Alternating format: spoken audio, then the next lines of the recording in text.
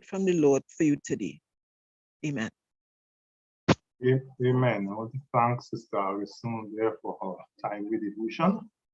And in my word to the wise, I want to correct something. I want to correct. I should spread more light on something in the last program when at the end a caller who seemed to be a student of the Bible, she asks about if the image will set up the beast, image set up the beast, something like that. And I recognize where she was coming from. You know, when you read Revelation 13, and he spoke of the beast, he said in verse 11, and I want to just read, I want to be short, very short. Then I saw another beast that rose up out of the earth. It had two horns like the ram, and it spoke like a dragon. It exercised all the authority of the first beast on its behalf, and it makes the earth and its inhabitants worship the first beast. So she said that, but then the beast supposed to make the world worship the first beast, meaning the paper room. And then I told her, no, I said the beast sets up an image. But I understand the text she was using. But I want to tell you something about Hebrew poetry. First to begin, the book of Revelation was written in a chiasmus. A chiasmus is the chi, the Greek letter chi, and the chiasmus is how it was written, meaning what the chapters that start the Revelation are the same, carry the same message of the chapters at the end Revelation. And all through, second, third, the others, and they continue like that.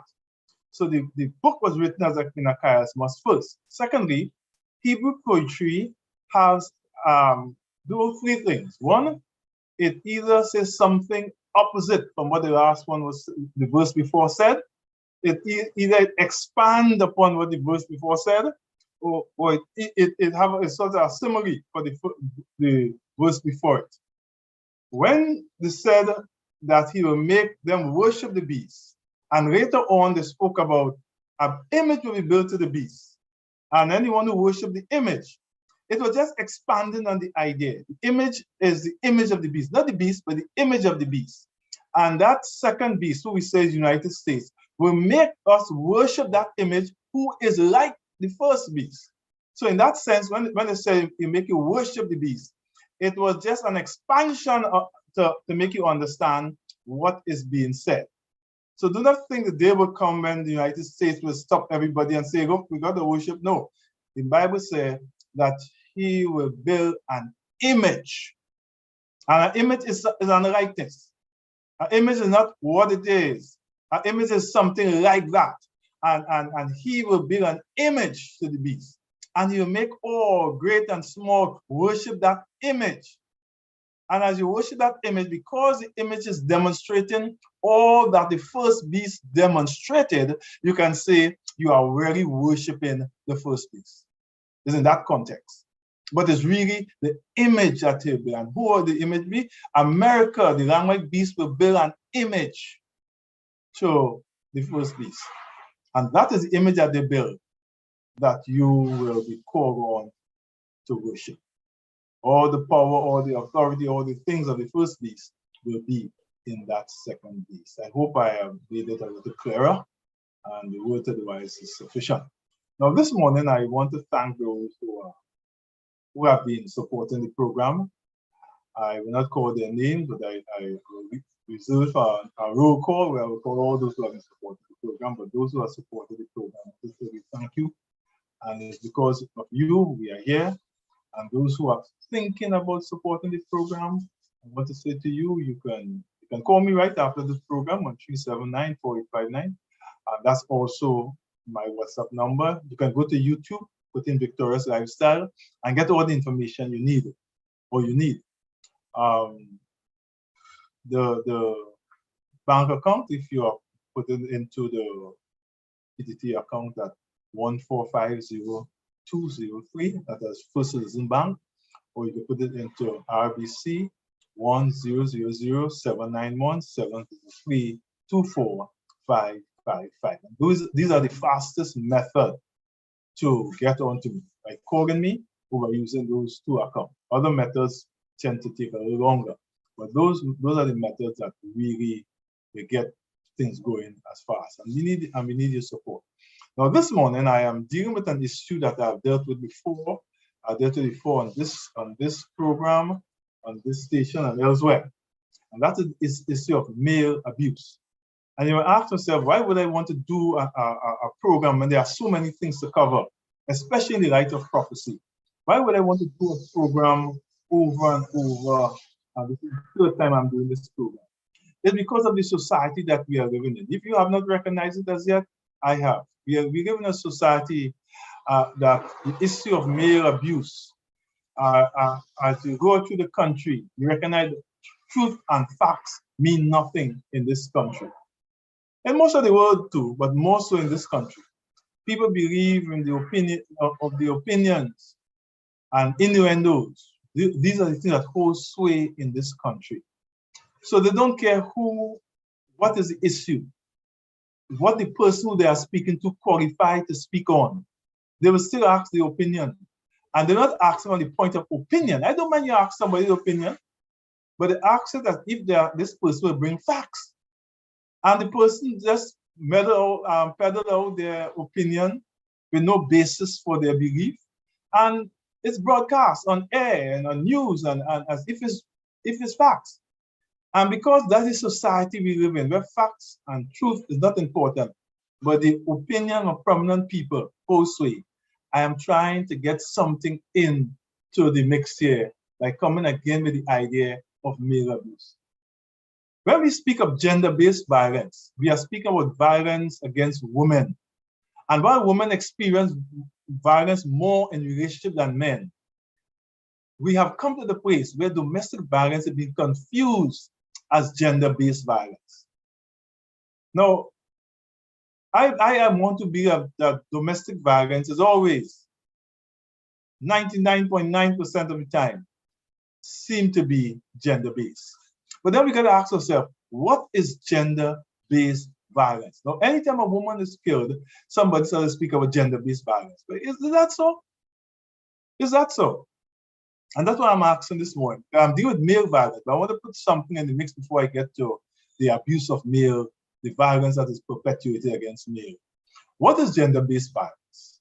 The Inter-American Convention on the Prevention of Punishment and Eradication of Violence defines violence against women as any act or conduct based on gender, which causes death or physical, sexual, or psychological harm or suffering to women, whether in the public or private sphere.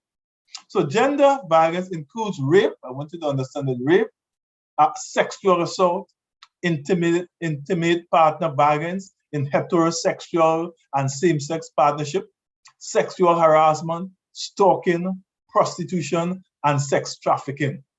This type of violence in some way influences or influenced by gender relations. So I want you to understand that everything that is perpetuated against a woman is not gender-based violence. Whatever is done must be done based on her gender, based on her being a woman, it was done to her. Based on, it would not have been done to a man, but it's been done to a woman because of who she is. That is gender-based violence. So a drive-by shooting and when a woman is killed, that is not gender-based violence. Or a woman a guy came in a house to rob the family and shoot two women who were in the house. That is not gender-based violence.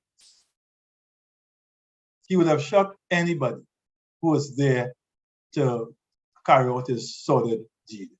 So what is violence against men called? This is what I want to do. What is violence against men called?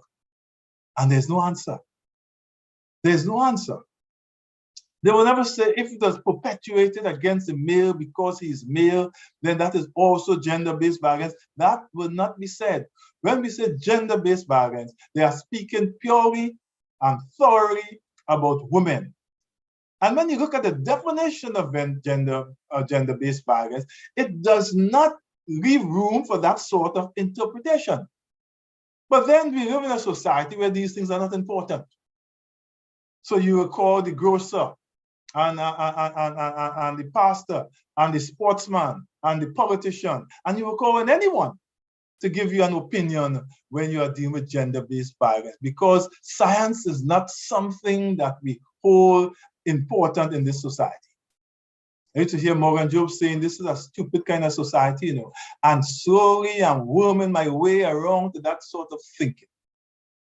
To find something that resembles the pain that men go through in some relationship, you need to deal with the broad issue of violence. The broad issue of violence. Every time I get up in the morning and I hear 4 persons were killed last night, I'm almost certain it's 4 men. I'm almost certain it's 4 men, 4 young men, and more so 4 young Black men.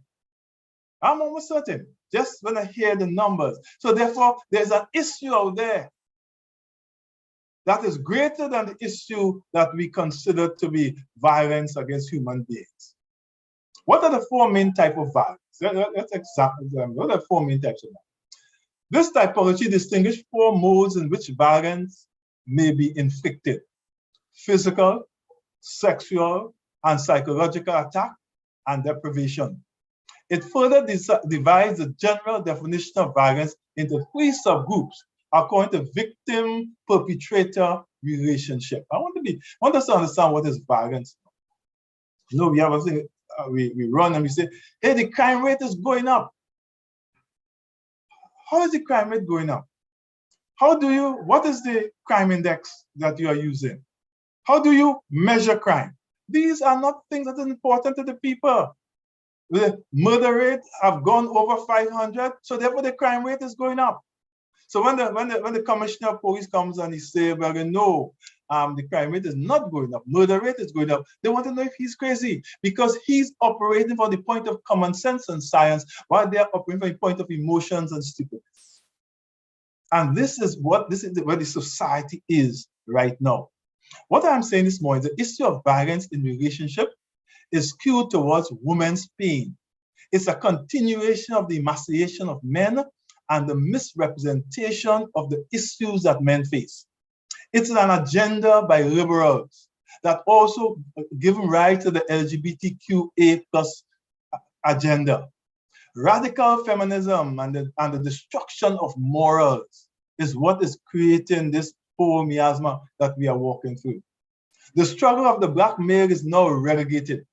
Although the issues are still real, the issues that follow Black male, these are real issues.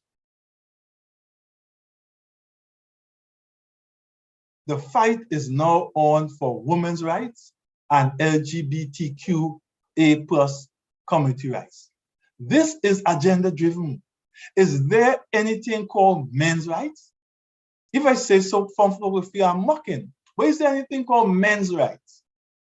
Although violence is perpetrated against males, especially young Black males, more than any other demographic, males are dying the world over, apart from in wars, on the streets. On the streets, males are dying more. Males are dying even in relationship. Wives are being left behind while husbands die. This is a situation that has gripped us everywhere. Yet the idea of violence against male or violence against men is not an issue when men are the ones who are dying in large numbers. Is violence perpetrated against women? Yes. Is it because they are women? Yes and no. When or if the cause is because they are women, then that should be labeled gender-based. Only if the reason had to do with the victim being female. That's the only time it's gender-based. It's not gender-based. If the woman went to rob somebody and she was shot in the house, that's not gender-based violence. It's violence. Yes, it's violence. Violence has a lot to do with the ability to safely carry it out. That means physical strength. In most cases, men has the physique. So the issue has to do with violence in the society, that violence being perpetuated against women. Last year, 435 persons lost their lives to violence. 47 were women. And while this is alarming, we must remember 388 men, mostly young black men, lost their lives. And this ratio about men to women being killed is consistent all over the globe. And most criminologists will tell you the vast majority of the perpetrators of these murders were men. Men killing men. So we have an issue of violence against men being perpetrator and victim. If women had the physical strength of men, few women would have been raped, beaten, and all issues surrounding male or female violence would not have been. Make no mistake, more women hit men than men hit women. I want you to know that. In fact, almost all men who had 3 or more relationships can recall being struck by a woman. This is not the same experience of women. And I'm not talking because as those folks you put mic in their face and they say what's on their mind. I'm talking from the back of proper research. What drives the violence? The breakdown in relationship. Men and women have differently constructed relationships. When these relationships break down, the outcome can be sometimes violent. These drive-by shooting and execution in the bed of men are usually the outcome of relationships that have gone sour. Whether it's a turf war, a drug deal, money issue, etc. These are all the result of broken relationships. In the case of men and women, it is more of an intimate issue. But again, the violence in the society is demonstrated by the outcome. And it has to do more with the ability to inflict the violence than a gender issue. The ability, there's a reason why most of the time when you hear a woman is killed, is stabbing, is strangulation, is pushed off a cliff and things like that. But most of the time when you hear a man is killed, it is gunshot, shot drive-by, shot in bed, on the basketball court, shot through a car. The reason for that is that the perpetrator of the violence, he finds a safe way to get it done. And approaching a woman to strangle her, to stab her, to push her off a cliff, all these things more than likely, since mostly are men who are doing it, he will get through with it. But to approach a man to stab him, to strangle him, to push him off a cliff or something like that, it will be a 50-50 issue. And the criminal, and they are all cowards, the criminal, he doesn't want a 50-50 issue. So he used a gun against a man while he used other means against a woman. It has to do with the ability to get the job done. Talking about abuse and domestic violence can be difficult task for anyone, especially for men. When it's afflicted upon them, it can be painful, confusing, and make you feel ashamed, inadequate, and isolated. And again, it can be incredibly challenging when you are a man because of all the stigma, fear, misinformation, and disinformation, and societal pressures that only men seem to experience. We know that while domestic violence does not discriminate when it comes to gender, men seem to not report abuse in the same way women do. In fact, many men remain silent because they think that there's no point reporting the abuse because no one will ever believe them.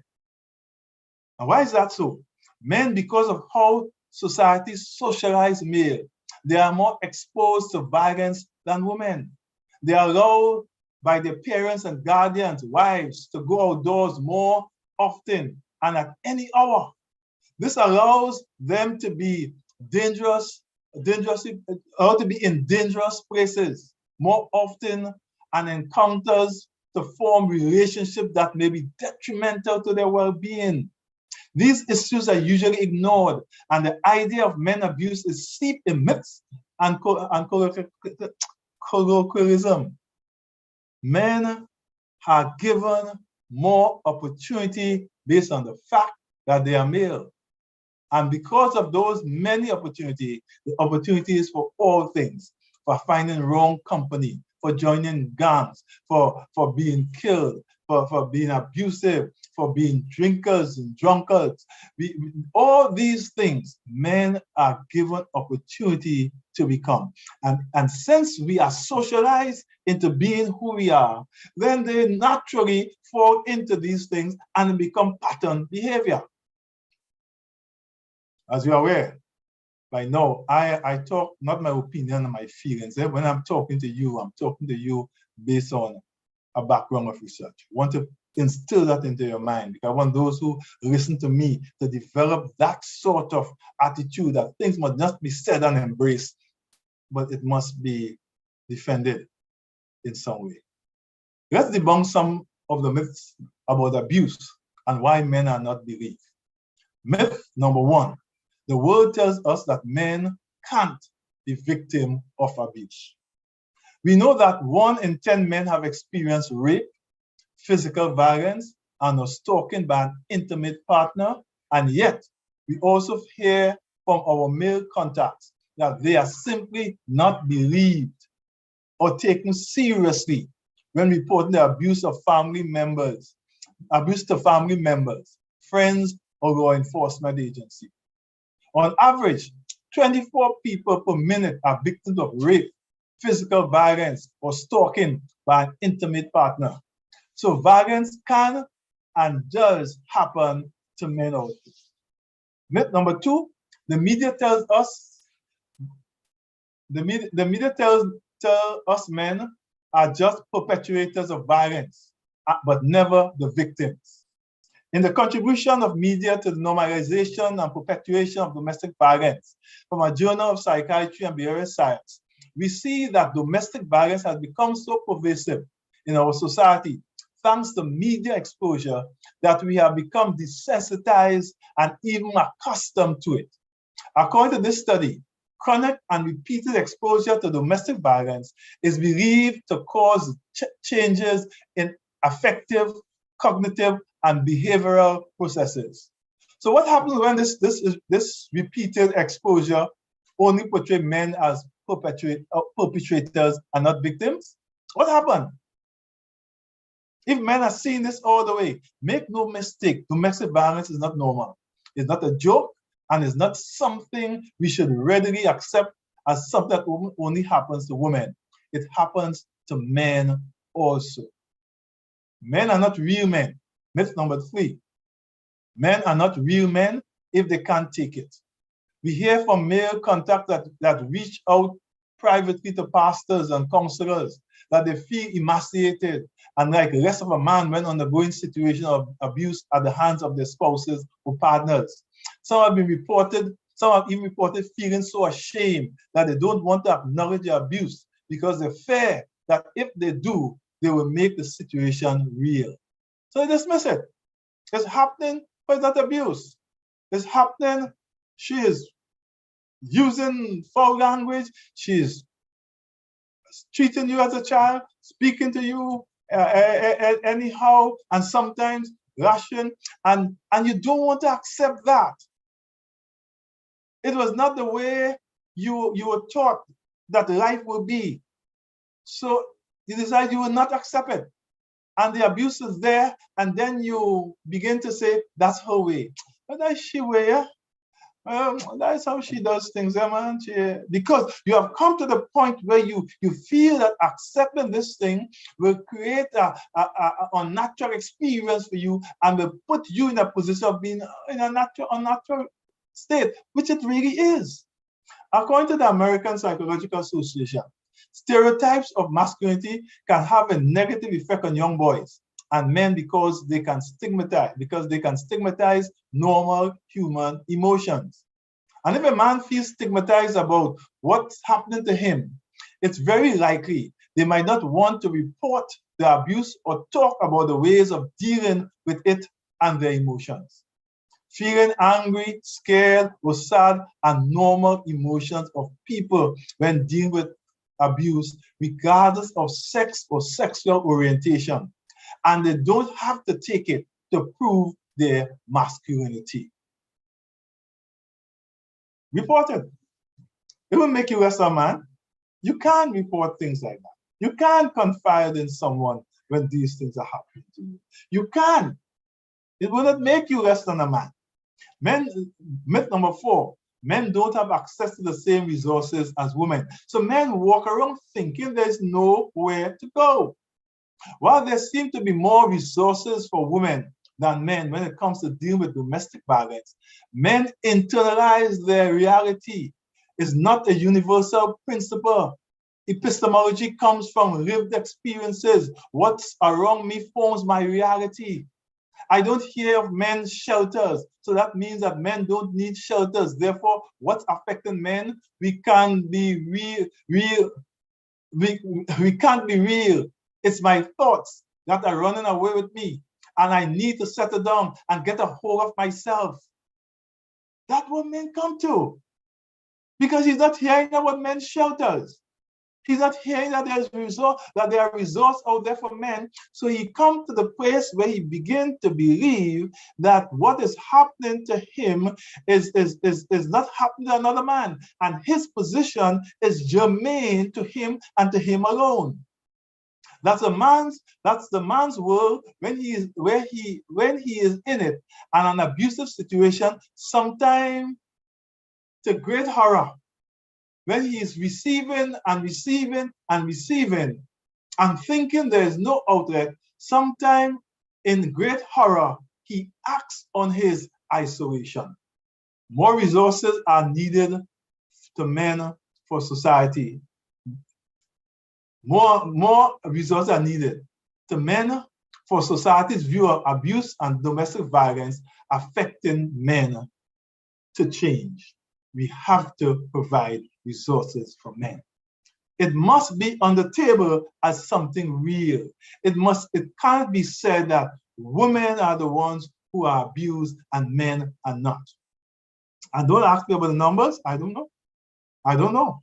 But if it's one person suffering right now, he can be a danger to himself and to his family and to his community. And that's why we need to treat it as something serious. But I'm telling you, as one who have been doing counseling, it is more than one out there. Myth number 5, men who are gay or bisexual will bring shame to the LGBTQ community if they report being victims of abuse. It is already hard enough dealing with abuse when you are a heterosexual person. But for gay or trans men, this can be even more difficult. Why? Because the community is small. And the community seek to put a face out there that we who are in objection to that, the action of that community, we can find a way to embrace it. So men in those communities, women in those communities suffer abuse also, but they hardly confide in anyone because they believe to do so will bring shame to the community. But because it creates more stereotypes, misinformation, and also because of some of them feel this is an issue that should be dealt with only behind closed doors. As Audre Lorde famously coined, silence will not protect you. Regardless of what your sexual orientation is, it is always worth talking about it, and it's always worth leaving. It's always worth leaving. To combat these myths, here are a few ideas that I want to give before I leave here this morning. To combat these myths, here are a few ideas to help men affected by abuse and domestic violence. I'm speaking to men this morning. Don't say that, but he say, why you can be talking to men and women have been abused? I speak about women abuse also. I speak about that also. But this is something that I don't need friends or partners to speak about domestic violence on women. Everybody is talking about it. Those who know and those who don't know. Everybody is speaking about it. But this is the elephant in the room that I'm dealing with here. That is the issue of violence against men. One of the most important and compassionate things that we can do to support male victims of abuse and domestic violence is to simply believe. We love asking the question, if a man kills a woman, the question is, he's a beast. Why he didn't walk away? Why, fathers, Talk to your sons. Mothers, talk to your sons. These men need to know to walk away. That's the position. But when a woman kills a man, the position is this. I wonder what he was doing her. What he did. What was the cause of that? I wonder why he did what he did. We never hear the talk about fathers talk to your daughters, mothers talk to your daughters, female walk away. Those views are never brought to the table. It's worth repeating. Do not judge, do not criticize, and listen without questioning the victim's experience. It's already hard enough to reach out for help when you're a man. So if you find that a male victim wants to share his experience with you, don't be so quick to judge or assume that they are telling the truth. Don't be. For a man to decide he would talk to you because he's being battered by his partner, his wife, he has taken a big step. He has conjured up a lot of power, a lot of bravery, a lot of courage, a lot of strength. He has conjured up a lot. All you need to do is just believe him. See him as gender neutral, sitting before you, and just hear what is said. And don't go talking either. Just listen to what he's saying. This is a great way to not only keep track of the situation, but also to materialize the abuse. And this great way I'm talking about is recording the abuse. Document what happened to you. I'm speaking to you, if you are listening to me and you are being abused, document it. This is a great way to help keep track of the situation, but also to materialize the abuse. As we mentioned before, many people believe that if they don't talk about it, it's not really happening. That's not true.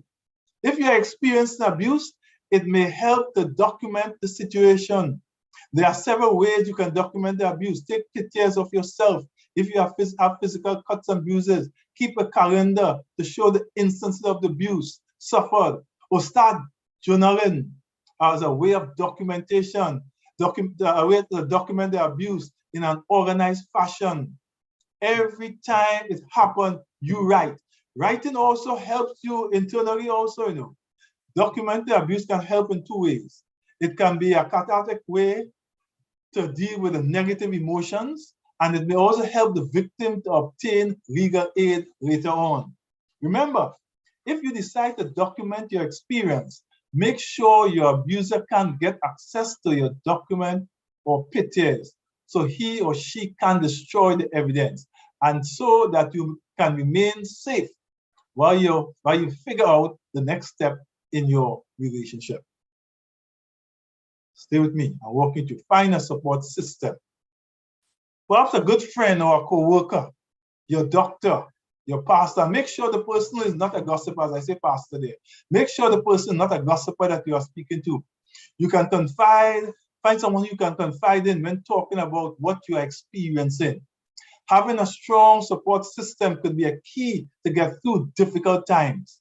You don't have to share everything that is happening to you, but just the fact there is someone there to listen to what you are going through can be beneficial to your emotional well-being. Then take a proactive approach for your own safety. Keeping your mental, emotional, and physical sanity in check are great ways to remain grounded during and after a situation of abuse. Perhaps you like to play video games, to look at football, to listen to gospel music, to find yourself in church groups where people have a different orientation, although they may be practicing, but they have a different orientation in speaking about these things, where you can get that understanding that there is a savior, that there is someone in your background, there's someone who stands in the shadows and see your pain, there's someone who's working on your behalf to deliver you. It is good to find yourself in those situations. Avoid self-destructive behaviors, such as drinking, using drugs, or anything that can have negative consequences for your health or the health of those around you. Anytime you think about the worst of the outcome of what you are going to do. Reach out to men's group, especially religious ones. Call the churches in your area. some may have the help that you are in need of. This is a real thing. Even in the Bible, we find stories of abuse and sexual abuse of women. But did you know there are also stories of sexual abuse and sexual harassment of men in the Bible? There's this well-known story of Sodom and Gomorrah, where the angels who were perceived to be men were sexually harassed by the men of the city, who wished to violently gang rape them. Lot took them to his home for safety. But what is tragic in the story, he offered his daughters to be raped instead. Thankfully, the angels did not allow the young woman to be abused in this way. This story is nearly identical to the story of the gang rape concubine in Judges 19, when the men of the city all gathered with bargains on their mind.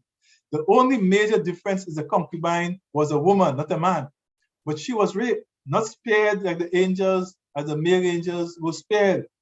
There are also the practices in Rome, in the Roman Empire, common in the New Testament times, where boys and male slaves could be sexually abused by their owner, master, or benefactor without legal repercussion because they were of lesser status. This is called pederasty. Some scholars believe that the Greek words asenokotai and malakai in 1 Corinthians 6:9 are specifically speaking out against these predatory practices of sexual abuse, where a dominant high-status man viewed as masculine and patriarchal society would sexually abuse a young boy or slave seen as effeminate because of the lesser power and the patriarchal society. In fact, the gladiators would say that part of the vanquish, when you are vanquished, you can kill the person, but the person can also reach to the point and for their spared lives and allow the victor to rape them. All those two men we are speaking about. So men, abuse to men have always been and have always been played down as nothing since Bible time. I have mentioned that before. Jesus, who had come to earth as a man, experienced a form of sexual abuse according to our definition as well on the cross as well. Forced stripping and forced public nakedness fall under the definition of sexual abuse. I say this to say that in all points he was tempted as we are, yet without sin. Hence he hears the hurt, the pain, and the cry of abused men. And you can reach out to him if you are listening to me this morning, or if you know someone who is being abused, or if you are the abuser. I hope you are hearing something I'm saying this morning. In Genesis 39, 7 to 20, I'll read that story, and then I think at the end of it, I'll take some calls. If there's no call, I will go into a monologue of the story. Genesis 39, 7 to 20. And it came to pass after these things that his master's wife cast her eyes upon Joseph, and she said, "Lie with me." But he refused and said unto his master's wife, "Behold, my master wotteth not what is with me in the house, and he had committed all that he had to my hand. There is none greater in this house than I, neither had he kept back anything from me, but thee, because thou art his wife. How then can I do this great wickedness and sin against God?" And it came to pass, as she spake to Joseph day by day, that he hearkened not unto her, to lie by her, or to be with her. And it came to pass about this time, that Joseph went into the house to do his business, and there was none of the men of the house there within. And she caught him by his garment, saying, "Lie with me." And he left his garment in her hand and fled and got him out. And it came to pass, when she saw he had left his garment in her hand, and he fled forth, she came and called the men of her house, and spake unto them, saying, "See, he had brought in a Hebrew unto us to mock us. He came in unto me to lie with me, and I cried with a loud voice. And it came to pass, when he heard that I lifted up my voice and cried, that he left his garment with me and fled and got him out. And she laid by his garment by her until the Lord came home. And she spake unto him to these words, saying, The Hebrew servant, which thou hast brought unto us, came in unto me to mock me. And it came to pass, I lifted up my voice and cried that he left his garment with me and fled out. And it came to pass, when his master heard the words of his wife, which she spake unto him, saying, After this manner did thy servant to me, that his wrath was kindled. And Joseph's master took him and put him into prison, a place where the king's prisoners were bound, and he was there in prison. Alex, morning again. We can open the lines now and see if there's anyone before I continue. Okay. So we open the phone line, 622-4911. Of course, the number to call and chat with Pastor Browne live on Talk City. The program is called A Victorious Lifestyle. You are free to call in, and Pastor, I'll let you know when those calls do come in. Thank you very much. Today, I want to say something about the story of Joseph.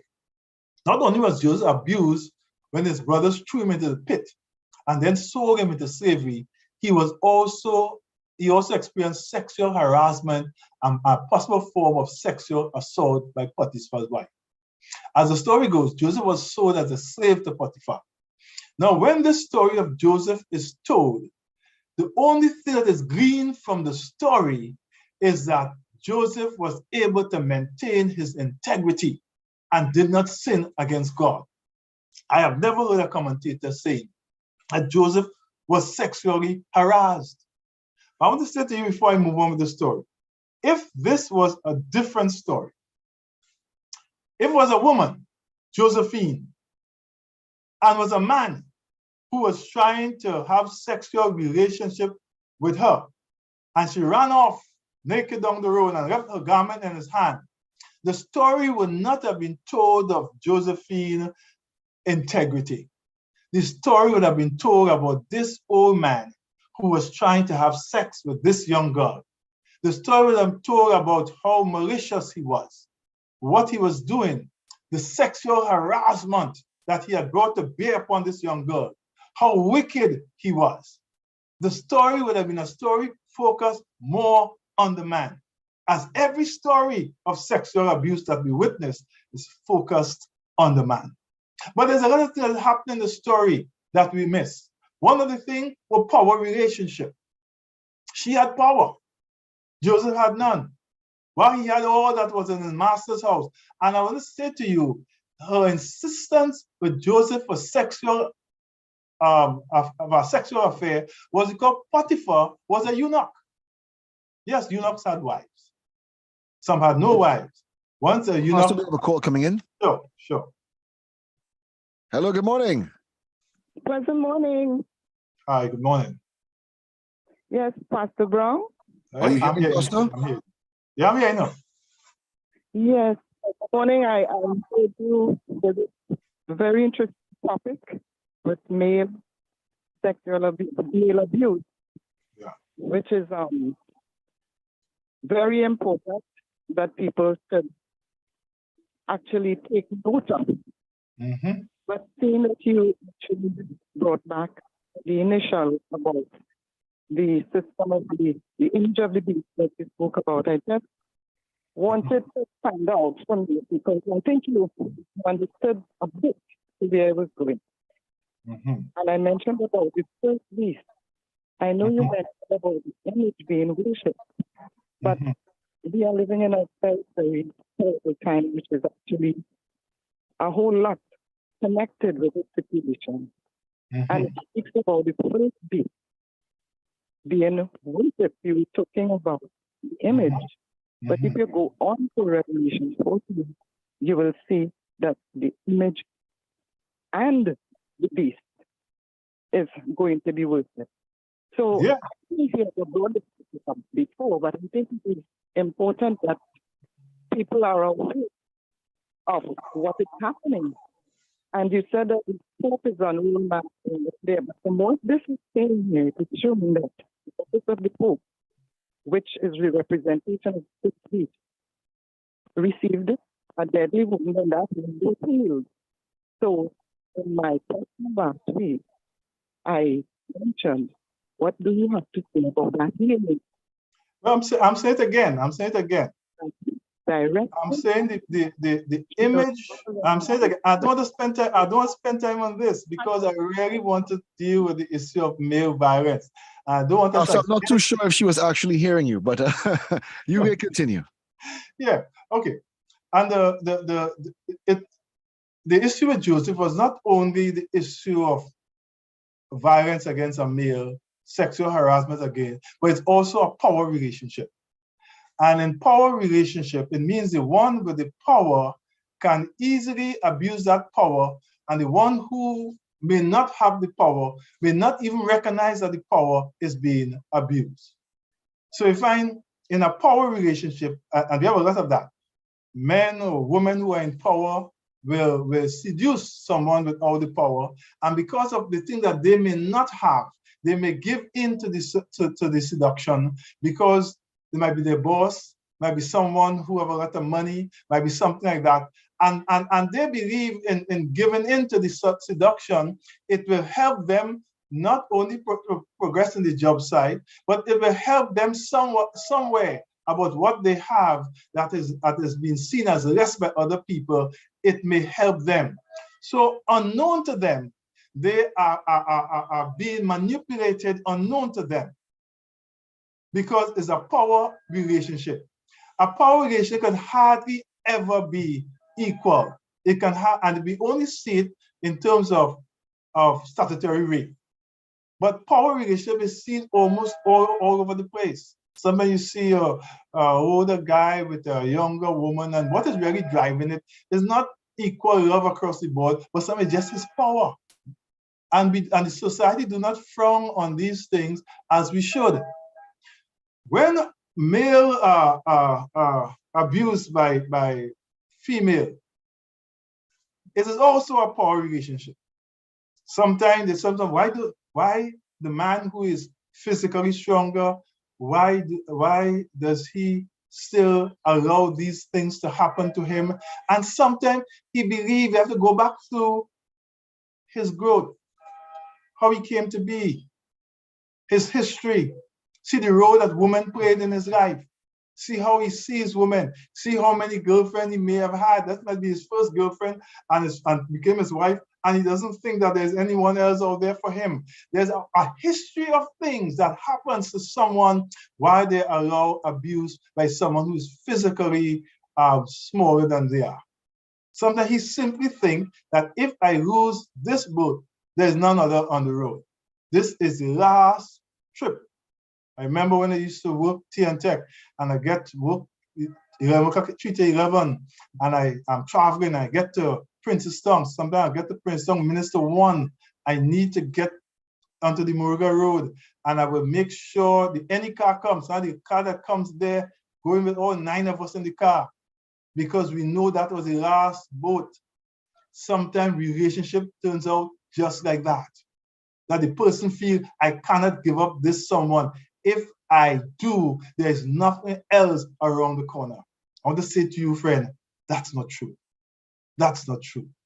Some people feel alone, they have invested so much. Don't worry, you're not there as yet. You can invest some more.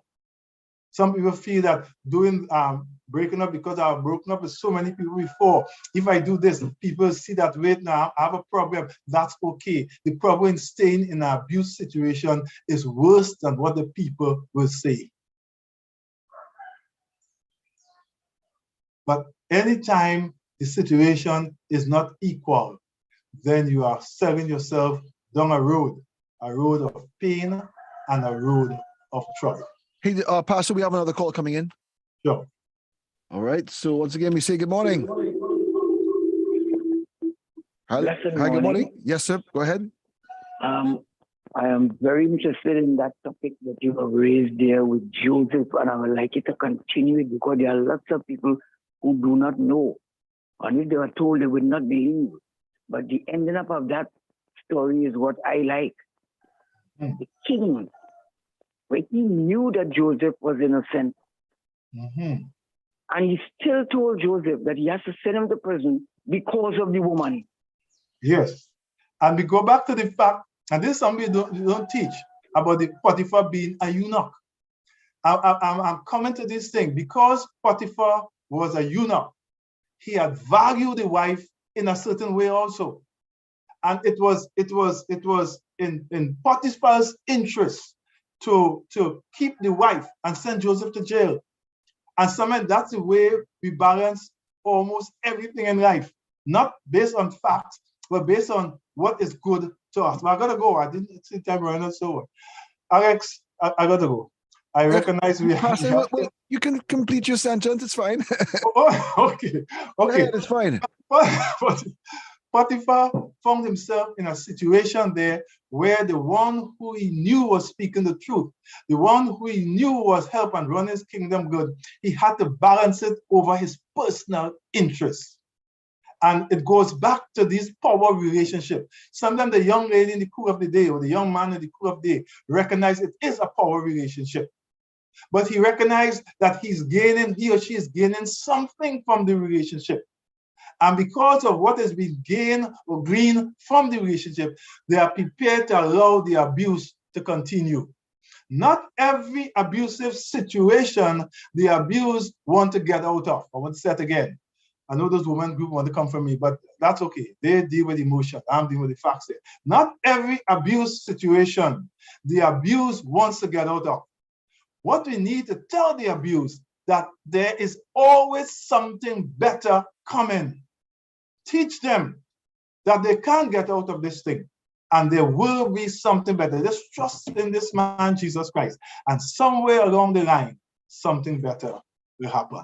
Until next week, folks, may God bless you, Alex, you and your family. And until we meet again, God's blessing to everyone. Thank you very much, Pastor. Appreciate that very much. And same to you. Hope you have yourself a wonderful week and a productive one as well. Thanks for tuning in.